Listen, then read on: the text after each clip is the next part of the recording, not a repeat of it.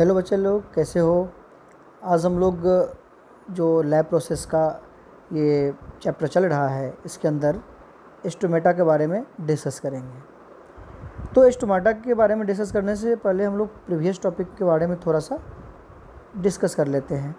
जैसा कि लास्ट जो क्लास हुआ था, जो वीडियोस था हमारा, उसमें हम लोगों ने डिस्कस किया था लीफ के स्ट्रक्चर के बारे में कि लीफ में कहाँ पे फोटोसिंथेसिस का साइट होता है।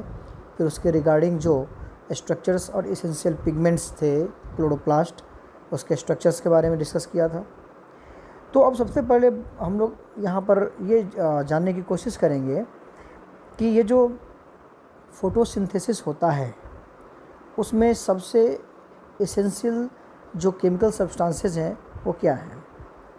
तो हम यदि गौर से देखें तो फोटोसिंथेटिक रिएक्शन में कार्बन डाइऑक्साइड के बिना फूड का प्रिपरेशन नहीं हो सकता।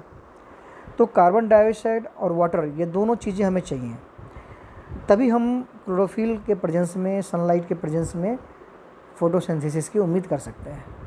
तो प्लांट में ये जो रॉ मटेरियल्स हैं, कार्बन डाइऑक्साइड गैस और जो वाटर मॉलिक्यूल्स हैं, ये सारे क्या हैं, एसेंशियल इंग्रेडिएंट्स हैं फोटोसिंथेसिस में जो फूड बनता है उसके लिए। तो हम अब आज देखेंगे कि exchange of carbon dioxide gas कैसे होता है, कहाँ होता है और कब होता है, जिस ऑर्गन से होता है उसका नाम क्या है। तो कार्बन डाइऑक्साइड गैस का एक्सचेंज लीफ के अंदर जिस ऑर्गेनेलिस से होता है, जिस ऑर्गन से होता है, उसे हम लोग स्टोमेटा बोलते हैं। Okay, clear. So exchange of carbon dioxide into the leaf takes place through stomata. जैसा कि आप स्क्रीन पे देख रहे हैं ना, जो ऊपर में exchange of carbon dioxide gas का टॉपिक है, उसके अंदर के लिटरेचर का हम लोग स्टडी कर रहे हैं। तो ये क्या है, exchange of CO2 into the leaf takes place through stomata and exchange of water outside the leaf takes place through stomata.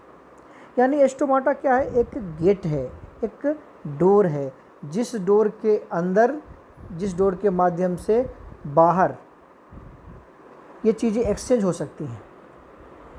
तो कार्बन डाइऑक्साइड गैस का क्या होता है, एक्सचेंज होता है इन अंदर की तरफ प्लांट के लीफ में, किसके थ्रू, स्टोमेटा के थ्रू। और वाटर जो है, वाटर वेपर्स, वो एक्सचेंज होकर बाहर चले जाते हैं प्लांट के लीफ से। जब ट्रांसपिरेशन होता है उसके दौरान, तो वो भी किसके थ्रू जाएंगे, स्टोमेटा के थ्रू जाएंगे। तो अब ये स्टोमेटा बहुत वाइटल चीज़ है, इसके बारे में हमको जानना बहुत ज़रूरी है। यानी कि लीफ का एक एसेंशियल पार्ट जिसके थ्रू कार्बन डाइऑक्साइड गैस का अंदर की तरफ एक्सचेंज होता है और वाटर मॉलिक्यूल्स का बाहर की तरफ एक्सचेंज होता है, वो क्या है, स्टोमेटा है। तो स्टोमेटा क्या है, stomata are the tiny pore present in the leaves through which gaseous exchange takes place. CO2 gas can takes place. और जब फोटोसिंथेसिस में ऑक्सीजन बनते हैं ना, तो वो भी इसी के थ्रू बाहर आउट होते हैं। तो ये बहुत ही वाइटल इम्पोर्टेंट ऑर्गन है। तो अब ये जो स्टोमेटा है ना, वो पाए कहाँ जाते हैं, ये सबसे इम्पोर्टेंट चीज़ है। तो ये तो क्लियर है कि लीफ में पाए जाते हैं, पर लीफ में किधर पाए जाते हैं, अंदर की तरफ, बाहर की तरफ, किस तरफ पाए जाते हैं। So stomata is present on inner surface of leaf. Leaf के नीचे, लोअर डर्मिस में, नीचे की तरफ। लीफ में दो लेयर होते हैं ना, एक ऊपर की तरफ ओपन होता है और एक नीचे की तरफ जिससे रिब्स वगैरह निकले रहते हैं। तो ये जो नीचे वाले लेयर्स होते हैं ना, उसके सरफेस पे स्टोमेटा प्रेजेंट होता है। अब स्टोमेटा के स्ट्रक्चर्स में किन चीज़ों के बारे में हम लोग को डिस्कस करना है, उसका एक लिस्टिंग हम लोग देख लेते हैं। तो जैसा कि स्क्रीन पे आप देख पा रहे हैं कि यहाँ पर एक लिस्टिंग किया हुआ है उन चीज़ों का जिससे स्टोमेटा का स्ट्रक्चर बनता है। तो सबसे पहला क्या है, pair of guard cell. Guard cell क्या है, this is a part of stomata which control opening and closing of stomata. Clear.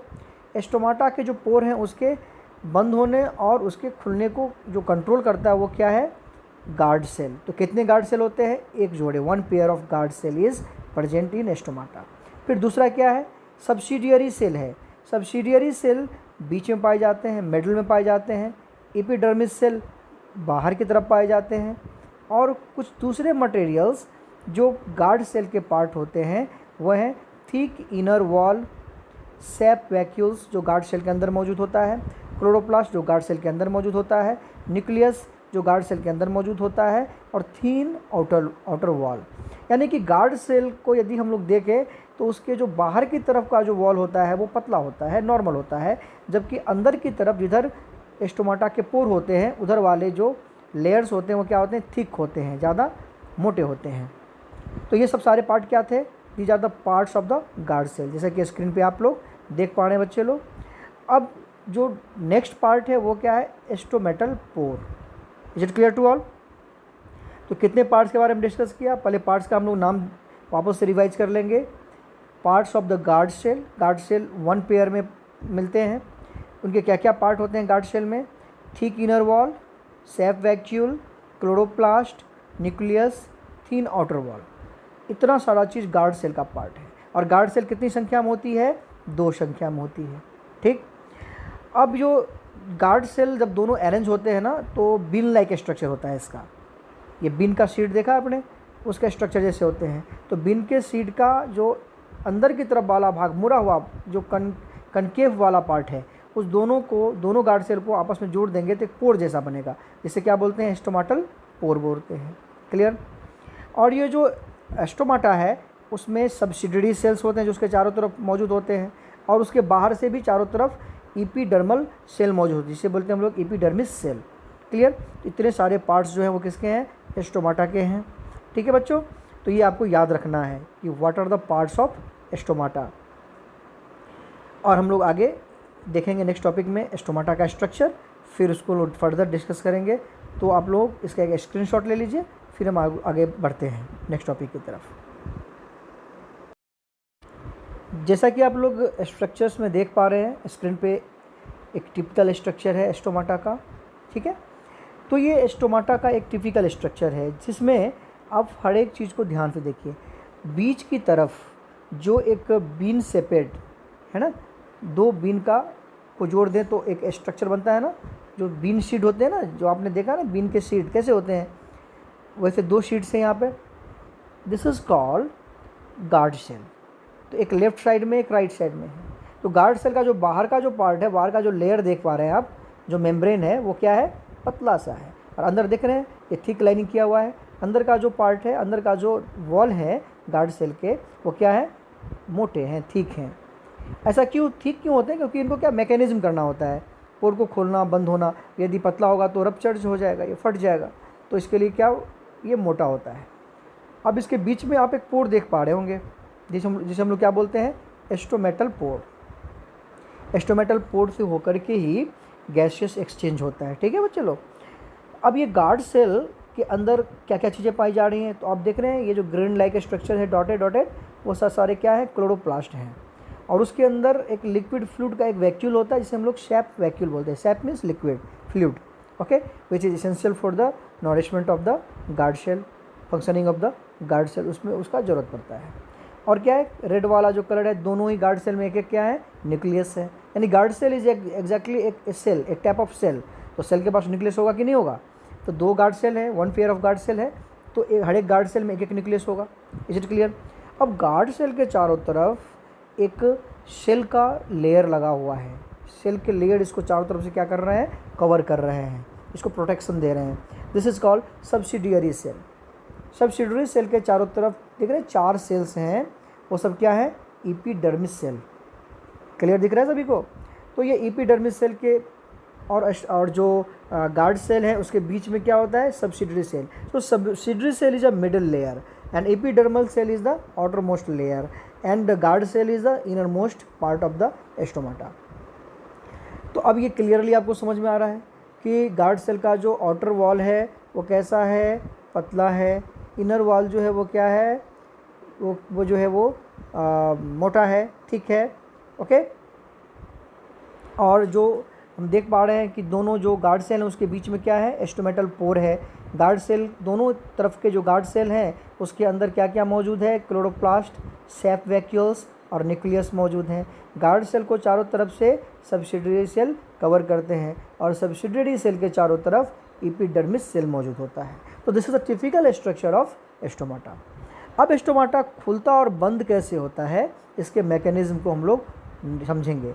तो आ जाइए नीचे देखिए, mechanism and working of the stomata, ये नेक्स्ट टॉपिक है। ठीक है बच्चे लोग। तो अब सबसे पहले फिर से हम लोग रिवाइज करेंगे कि जो स्टोमाटा है उसका मैकेनिज्म क्या है, उसका फंक्शनिंग क्या है। तो इसका मैकेनिज्म यानी कि फंक्शनिंग क्या है कि ये गैसेस एक्सचेंज करते हैं। कार्बन डाइऑक्साइड गैस को अंदर की तरफ आने देते हैं, ऑक्सीजन गैस को बाहर की तरफ जाने देते हैं, वाटर के वेपर को बाहर की तरफ जाने देते हैं। तो जब कभी भी गैसेस एक्सचेंज होगा, स्टोमाटा क्या होगा, क्लोज हो, ओपन होगा। और जब गैसेस एक्सचेंज बंद हो जाएंगे तो स्टोमाटा, इसका मतलब क्या है, बंद है। तो स्टोमाटा के बंद होना और उसका खुलना, ओपन होना, डिपेंड्स करता है कि गार्ड सेल में जो वाटर है उसका कंसंट्रेशन कितना है, वाटर का लेवल कितना है। यदि गार्ड सेल में पानी अच्छे तरीके से भर जाएगा, जो कहाँ से आएंगे, जो या तो एपिडर्मिस से आएंगे या सब्सिडरी सेल से आएंगे। एपिडर्मिस सेल से पानी गार्ड सेल की तरफ जब मूव करेंगे तो गार्ड सेल क्या हो जाएगा, स्वेल कर जाएगा, फूल जाएगा। और स्वेल करने के बाद क्या हो जाएंगे, पोर्स ओपन हो जाएंगे।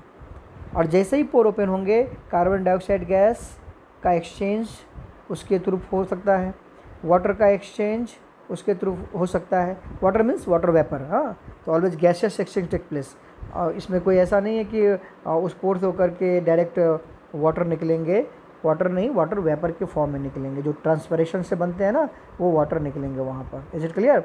सो water enters the guard cell from where, epidermal cell और सब्सिडरी सेल। सब्सिडरी सेल और एपिडर्मल सेल से वाटर कहाँ इंटर करेगा, गार्ड सेल में। सो तब क्या होगा, it swells and pores opens, और तब इसके पोर स्टोमाटा के खुल जाएंगे। और जब पोर्स खुल जाएंगे तो क्या हो जाएगा कि इससे होकर के कार्बन डाइऑक्साइड अंदर की तरफ आएंगे और वाटर वेपर्स बाहर की तरफ जाएंगे, और फोटोसिंथेसिस में बनने वाले ऑक्सीजन गैस भी उसी पोर से होकर के बाहर की तरफ जाएंगे। Is it clear? जैसा कि लिखा हुआ है स्क्रीन पे देख पा रहे होंगे आप लोग, तो ध्यान से देखिए। अब जो नेक्स्ट है कि गार्ड सेल क्लोज कब होगा, तो अब जो गार्ड सेल है उससे जो वाटर मॉलिक्यूल्स हैं वो क्या, बाहर की तरफ चले जाए, यानी जहाँ से आए थे वहाँ चले जाएँ। तो कहाँ चले जाएंगे, ये एपिडर्मल सेल में या फिर सब्सिडरी सेल में चले जाएंगे। तो जैसे ही पानी गार्ड सेल से बाहर चला जाएगा, आउट हो जाएगा, तो क्या हो जाएंगे, गार्ड सेल श्रिंक कर जाएंगे। श्रिंक करने से क्या होगा, स्टोमाटा का पोर बंद हो जाएगा, गार्ड सेल एकदम नज़दीक आ जाएंगे, and the pore of stomata closed. तो हम कह सकते हैं ना कि when guard cells loses water it shrinks and the pore closed. इसका इम्पैक्ट क्या होगा, जब पोर बंद हो जाएंगे तो neither carbon dioxide can enter into the cell nor the any type of gases like oxygen, like water vapor can extend outside the stomata। तो ये इसका क्या हो जाएगा, फंक्शनिंग हो जाएगा क्लोज होने से। ठीक है बच्चे लोग? तो हम क्या कर सकते हैं कि less loss of water during the dry day या हॉट डे, इसके बारे में हम लोग डिस्कस करेंगे। ओके। गर्मी के दिनों में बच्चा लोग क्या होता है, देखा आपने कि जब काफ़ी गर्म दिन होता है, समर का टाइम होता है, तो उस समय में इतनी गर्मी पड़ती है कि पेड़ पौधों के पत्तियां मुरझा जाती हैं। तो ऐसा क्यों होता है, क्योंकि जब पेड़ पौधे काफ़ी गर्मी के दिनों में क्या करेंगे, अपने जो उनके बॉडी मतलब जो पार्ट्स है, एक्सपोज्ड पार्ट है पेड़ पौधे का, उससे वाटर का एक्सचेंज वो तेज़ी से करते हैं, ट्रांसपिरेशन बढ़ जाता है। अब यदि ज़्यादा वाटर का मॉलिक्यूल्स बाहर की तरफ निकल जाए तो पेड़ पौधे में क्या होंगे, डिहाइड्रेशन जैसा हो जाएगा कंडीशन। तो इससे क्या हो जाएंगे, पेड़ पौधे क्या हो जाते हैं, वो मौला जाते हैं। पेड़ पौधे जो है उसमें डिजीनेस जैसा आ जाता है, उसके पत्ते जो हैं वो झुक जाते हैं, उनमें सॉफ्टनेस आ जाता है। तो जिससे क्या होता है कि जो वाइटल प्रोसेसेस हैं प्लांट के, उस पर इसका असर पड़ता है। तो एक्सेसिव लॉस ऑफ वाटर नहीं हो पाए हॉट एंड ड्राई डेज के अंदर, तो इसके लिए भगवान ने एक व्यवस्था कर रखी है, स्टोमाटा बना रखा है, क्योंकि वाटर का एक्सचेंज स्टोमाटा के थ्रू ही होता है। तो स्टोमाटा का जो पोर है यदि क्लोज हो जाएगा तो क्या होगा कि ऐसे वेदरी कंडीशंस में, ऐसे जो सीजन्स हैं जिसमें ड्राई एंड हॉट कंडीशंस है, डेज हैं, उसमें क्या होगा कि वाटर का जो एक्सचेंज है आउटसाइड द सेल वो बहुत ही कम हो जाएगा। ठीक। So loss of large amount of water when stomata open during the daytime, but when stomata closed, then it is quite impossible, very less possible to exchange the water molecules outside the leaf. So that's why in hot and dry days stomata are mechanically closed. Is it clear to all?